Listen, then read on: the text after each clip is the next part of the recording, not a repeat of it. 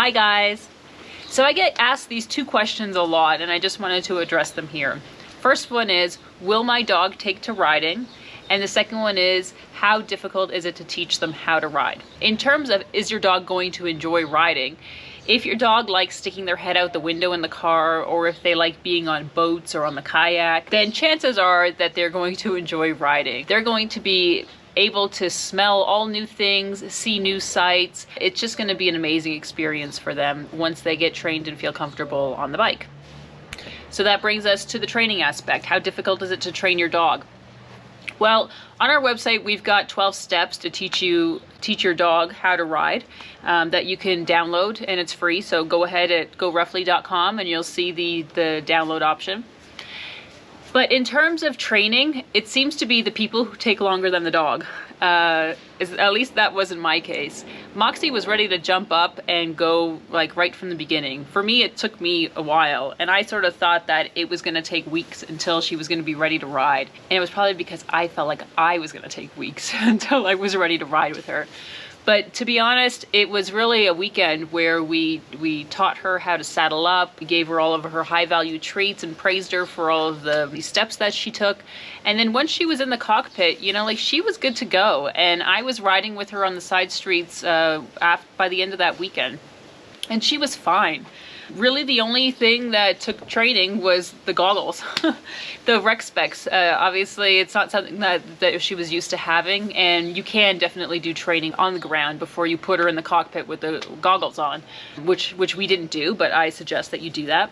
So that was the only thing with her wanting to take them off, which is pretty natural. In terms of her learning, it was really simple. Being able to have the harness that has a handle on the back made it easy to help lift her up at the beginning, so she felt confident. Same thing with the dismount, you can use that handle as well. Just, I think the fact that she's so close to me when we're riding together, you know, like, I'm right there. It's not like I'm putting her on a thing and just leaving her be. Like, we're right beside each other the whole time. So I think that also made her feel more comfortable. Definitely makes me feel more comfortable that I can just look back and know that she's right there and see how she's doing. In terms of training, I think it sort of depends on you and your dog. But for the most part, if your dog is an active dog, they're probably going to take to it quite well. I have yet to hear from any cockpit riders that put their dog up there and hated it. I'm pretty confident to say that if you ride and your dog is reasonably active, they're going to be fine. And the cool thing about having an active dog that wants to do this is that it will drain their energy. Being able to have her up there by the end, by an hour's ride even, will drain her, and she'll be tired, she'll sleep. It's a great way for them to drain their energy because they're always on. Moxie doesn't sleep in her cockpit. She's always awake. She's always looking out and about.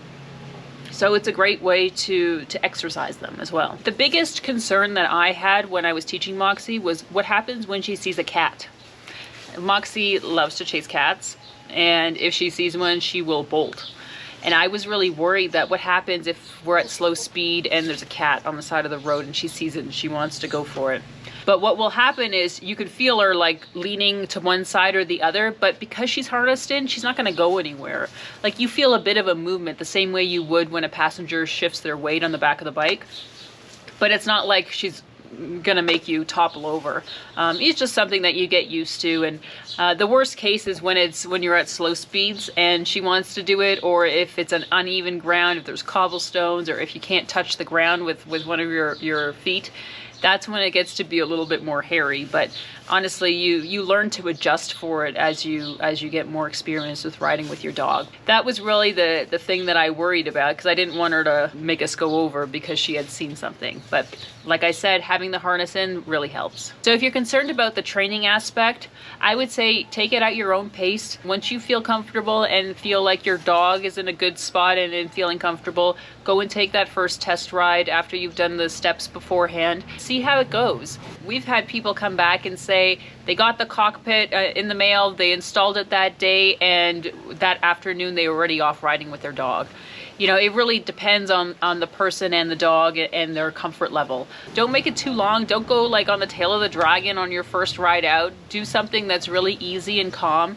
Keep it short, and then make sure that you praise your dog once they get off, so that they know that they've done a good thing and they've been calm and all that good stuff. So just take it easy. I think that would be my biggest piece of advice. You'll grow that experience and that bond together riding, and it's just going to be amazing moving forward.